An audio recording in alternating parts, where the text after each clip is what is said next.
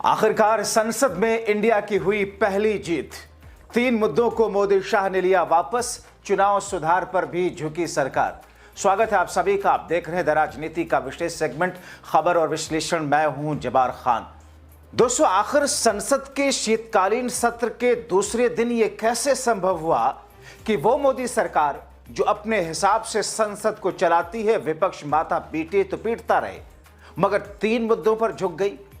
आखिर वो कौन कौन से बिंदु हैं जहां पर सरकार को इंडिया गठबंधन झुकाता हुआ नजर आया, और आखिर संसद के दोनों सदनों में जो स्थिति इस वक्त दिखी है, उस स्थिति को देखकर यह क्यों कहा जा रहा है कि संसद का यह शीतकालीन सत्र जिसे बड़ी चतुराई से निपटाने की कोशिश की गई थी, अब इसमें सरकार फंसी दिख रही है। विस्तार से दोस्तों आपको सब कुछ बताते हैं, अगले चंद मिनट मेरे साथ में बने रहें।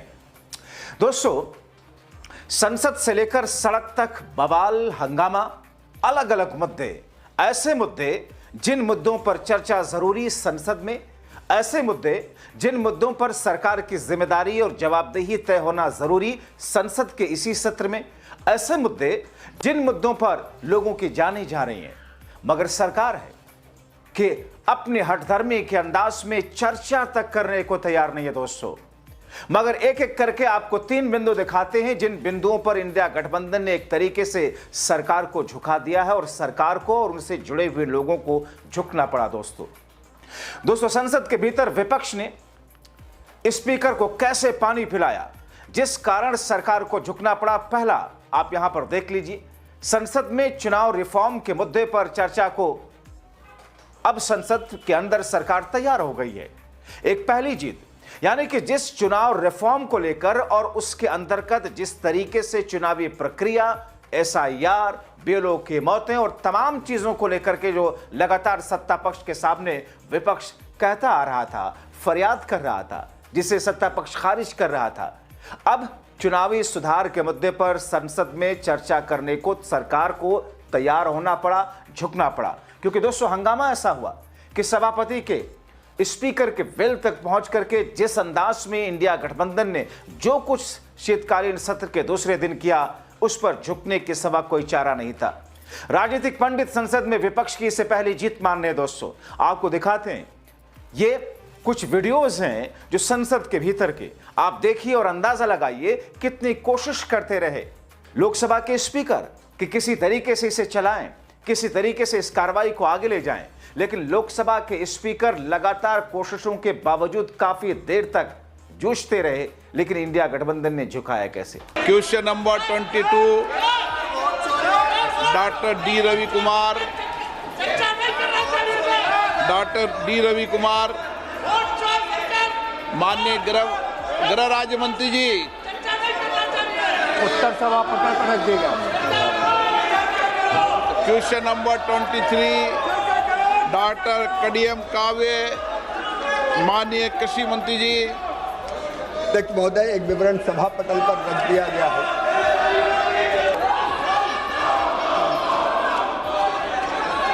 मैं पुनः आपसे आग्रह कर रहा हूं, प्रश्नकाल महत्वपूर्ण है, आप सदन में भागीदारी निभाएं। माननीय सदस्यगण, में जिस तरीके का आचरण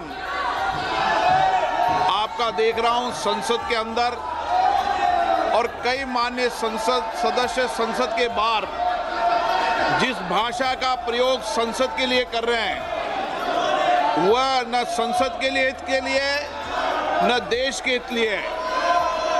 अगर उनके राजनीतिक दलों की यही परंपरा है तो देश देख रहा है, संसद के अंदर विरोध, असहमति लोकतंत्र में होती है, लेकिन मर्यादा बनाएं, शालीनता बनाएं, और हमारे प्रयास से संसद की मर्यादा, गरिमा ऊंची हो। मैं हमेशा हर मुद्दे पर, हर विषय पर आपको पर्याप्त समय, पर्याप्त अवसर देता हूं, लेकिन मेरा आपसे आग्रह है, दुनिया का सबसे बड़ा लोकतंत्र जो दुनिया के अंदर मार्गदर्शन देता है, हमारी संसद की मर्यादा, परंपरा भी उच्च कोटि की होनी चाहिए, और विशेष रूप से आपका व्यवहार और आचरण संसद की मर्यादाओं के अनुरूप हो, ये मेरा आपसे आग्रह है। तो दूसरी तरफ राज्यसभा में नए सभापति के लिए सांस फूलने जैसा मंजर रहा, मगर लगता है उनका जमीर शायद अभी नए नए हैं तो जिंदा है, क्योंकि उनका दूसरे दिन का आचरण विपक्ष के विरोध में नहीं, बल्कि उन्होंने बोलने का मौका विपक्ष को दिया और भरपूर मौका दिया। यह कैसे संभव हुआ? और इसके साथ साथ में सत्ता पक्ष के लोग जब विरोध कर रहे थे, हंगामा कर रहे थे, सत्ता पक्ष के सांसदों को रोका राधाकृष्ण जी ने, मगर यह देखकर सत्ता पक्ष किस अंदाज में पगलाया। मोदी शाह के सांसदों का हंगामा आसमान पर पहुंचा। विपक्ष को बोलने की इतनी आसानी से आखिर मौका कैसे दे दिया गया? देखिए, जब इंडिया गठबंधन के सांसद मनोज झा बोल रहे थे तो फिर क्या दृश्य था राज्यसभा का। माननीय सभापति महोदय, कुमार मित्तल, मैं आपके माध्यम से एक महत्वपूर्ण विषय की ओर आपका ध्यान आकृष्ट करना चाहता हूं। माननीय सभापति महोदय, माहौल नहीं है, फिर भी मैं कहना चाहता हूं, फिर भी मैं कहना चाहता हूं,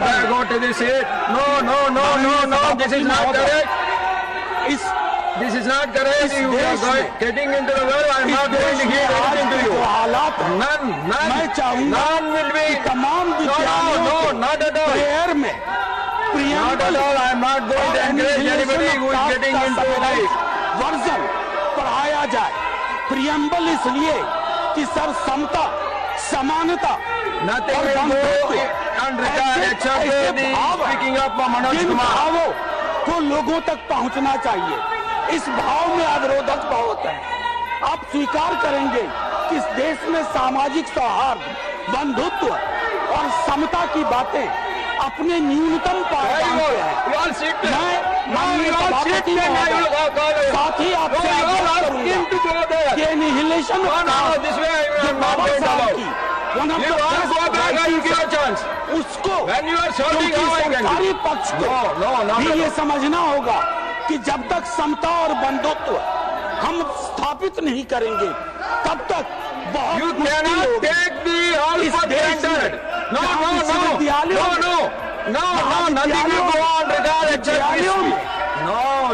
अलग अलग जातिगत उत्पीड़न के केसेस हैं, वैसे माहौल में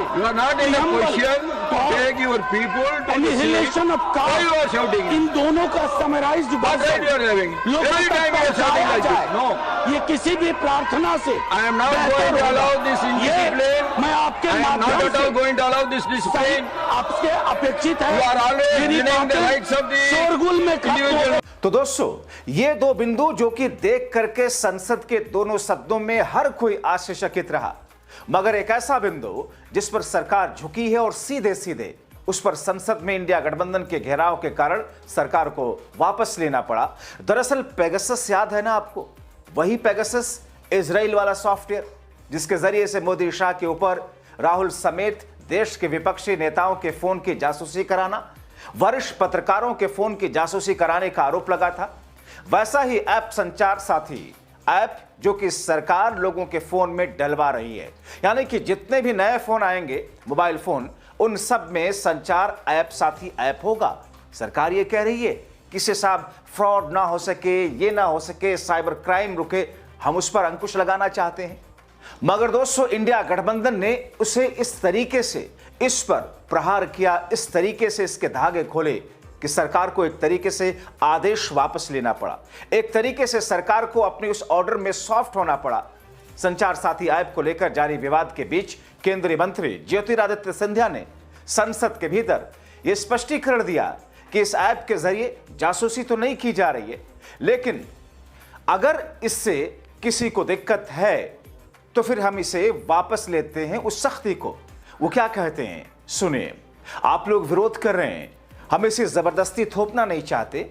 अगर आप इस ऐप को इस्तेमाल करना चाहते हैं तो इसे एक्टिवेट करें, अगर नहीं करना चाहते हैं तो एक्टिवेट मत कीजिए, ये जरूरी नहीं है।